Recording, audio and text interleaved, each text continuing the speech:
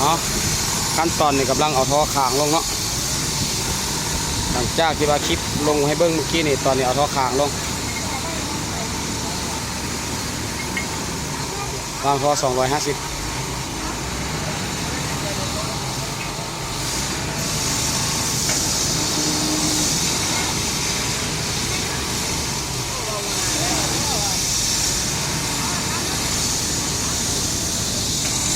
หั่นประตูน้ำหั่นแป้งดับเตอร์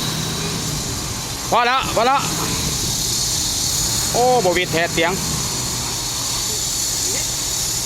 มายกยับมายกปลายพี่เรายกขึ้นได้ปะ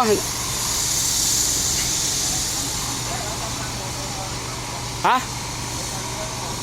เอาซ้ำนั่นแหละพอดีแล้วนะ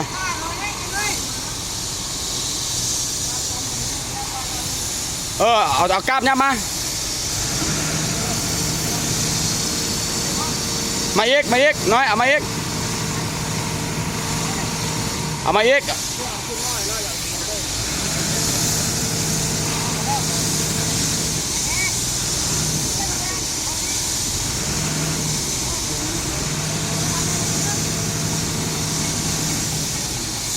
กำลังเอาท่อคางลงน้อยมันเราไปล็อกนะพุ่นนะไปล็อกนะพุ่นละเอางัดไปล็อกหน่อยได้ป่ะแป๊บนี่เอา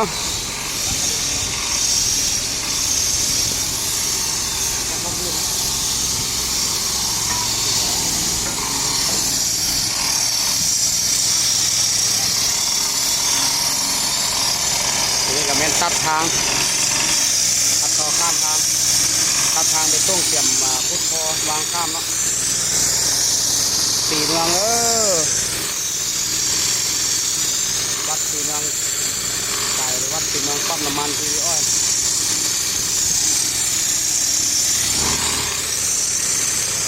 ปปลาวนครหลวงเวียงจันทร์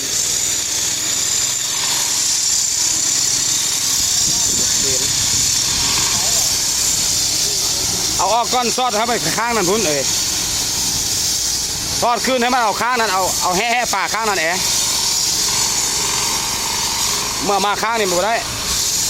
ต้องเอาลีกไปข้างนั้นพุ่นแล้วมันลงข้างพี่มันติดเฮียหน่อยพี่เอาตามข้างของบุลุงไว้ตรงนั้นนะตามนะทางคอยหลังมันบ่มีน้ำนะน้ำหรือว่าปั้นเหรอวะ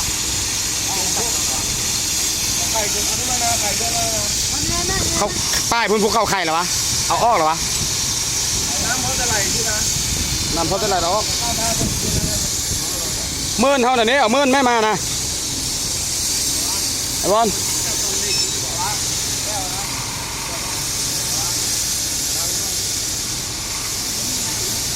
เอ้ย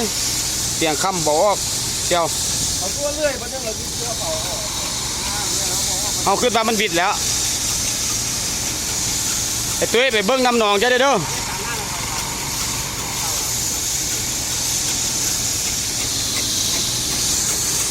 นะทานแอร์ครับรถเคนทานห้องครับรถในงอดJCBพ่อเป้าดำเนินงานแล้วเนี่ยข้ามทางวางท่อข้างข้ามทาง2504เมืองแมนตื้มโล่เหรอตัวหนะ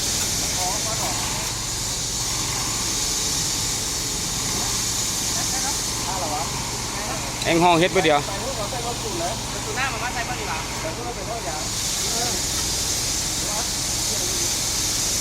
คลิปนี้จบในก่อนเด้อพี่น้องเด้อ